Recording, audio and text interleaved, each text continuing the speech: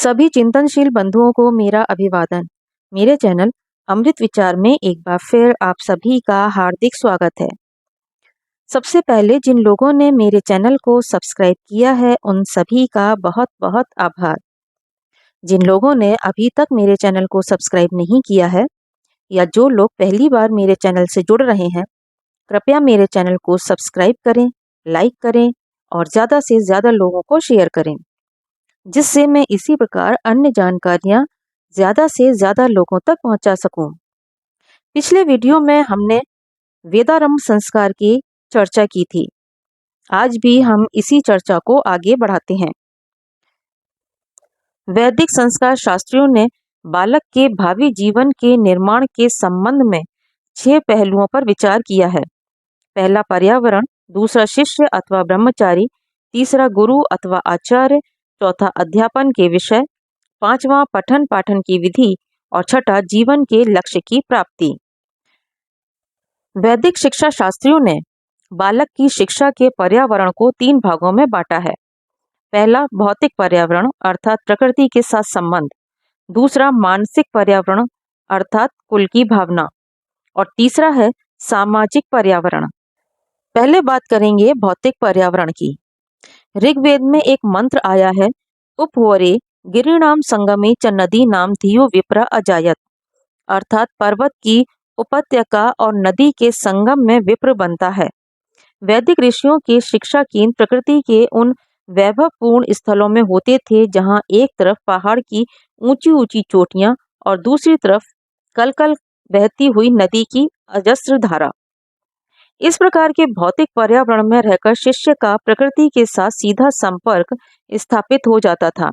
आज शहर के विषैले वातावरण में शिक्षा संस्थाओं का निर्माण होता है, जहां उच्च कोटि के मानव का निर्माण करने के स्थान में लाखों रुपया खर्च करके उच्च कोटि की शिक्षा देने की सिर्फ इमारतों का निर्माण होता है।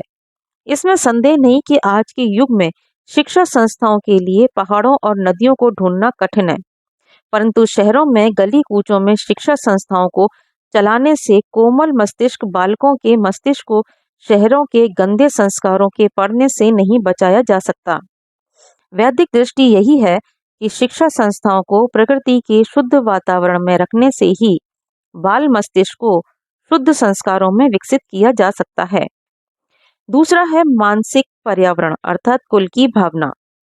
घर में माता पिता बालक की शिक्षा पर उचित ध्यान नहीं दे सकते, अतः उसे घर के बाहर किसी दूसरे के पास भेजना आवश्यक है, जिसका काम ही बालक के चरित्र का निर्माण करना तथा उसे शिक्षित करना हो। परंतु घर से बाहर भेज देने पर उसे घर का सा माता पिता का सा प्रेम न मिलने से उसका समुचित विकास नहीं हो सकेगा। इसलिए उसका घर में रहना भी आवश्यक है। इस विरोध का हल करने के लिए वैदिक शिक्षा शास्त्रियों ने गुरुकुल पद्धति का निर्माण किया था। अथर्ववेद में कहा है, आचार्य उपनयमानो ब्रह्मचारिणम प्रणुते गर्भमन्तः तम रात्रि तिस्र उदरे विभर्ति तम जातम दृष्टुम अभिसंयन्ति देवाः, अर्थात बालक को शिक्षा देने के लिए स्वीकार करते हुए आचार्य उसे इस प्रकार सुरक्षित और संभाल कर रखता है जैसे माता पुत्र को अपने गर्भ में सुरक्षित और संभाल कर रखती है। क्या गुरु और शिष्य के संबंध का इससे ऊंचा चित्र खींचा जा सकता है? शिशु माता के गर्भ में रहता है। माता श्वास लेती है, गर्भ श्वास नहीं लेता। माता भोजन करती है, गर्भ भोजन नहीं करता। माता जल पीती है, गर्भ जल नहीं पीता। परंतु माता के श्वास में उसका श्वास है, माता के भोजन में उसका भोजन है, माता के जलपान में ही उसका जलपान है। गुरु तथा शिष्य के निकटतम संबंध को समझाने के लिए माता तथा गर्भ के संबंध से अधिक सुंदर कोई दूसरी उपमा दी जा सकती है क्या? मैंने अपने एक मित्र को जब यह मंत्र सुनाया और ये सारी जानकारी दी तो वे अचंभे में पड़ गए। उन्हें समझ ही नहीं आता था कि किसी शिक्षा विशेषज्ञ की शिक्षा के क्षेत्र में इतनी ऊंची उड़ान भी हो सकती है। मैंने उन्हें समझाया, हो ही नहीं सकती थी भी। भारत का आचार्य आचार्य ही नहीं था, शिष्य का पिता भी था।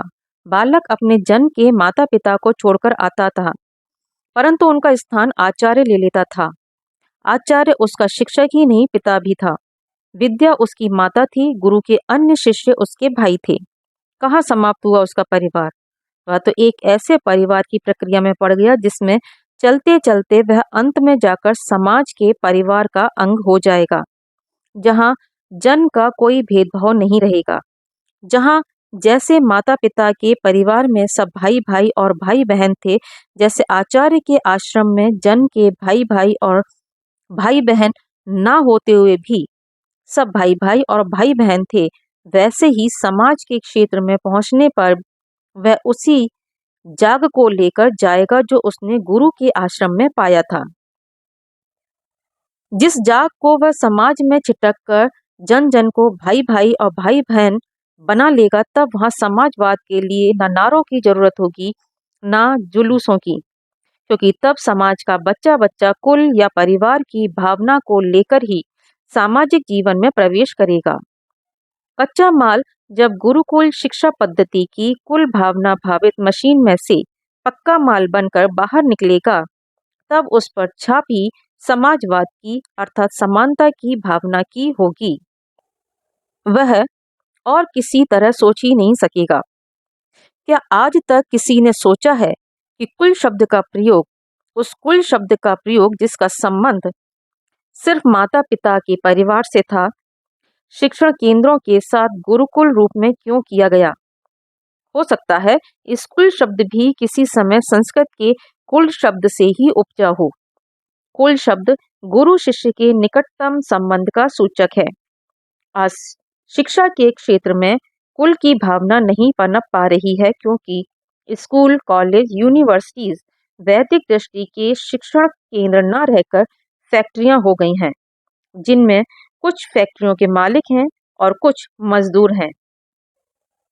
हम कुल में हैं या फैक्ट्री में, यह शिक्षा शास्त्रियों की सबसे बड़ी परेशानी है, जिसका हल न सरकार कर पा रही है और न सभी विश्वविद्यालयों के वाइस चांसलर ही कर पा रहे हैं।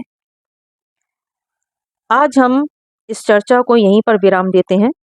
शेष अगले वीडियो में चर्चा करेंगे। धन्यवाद।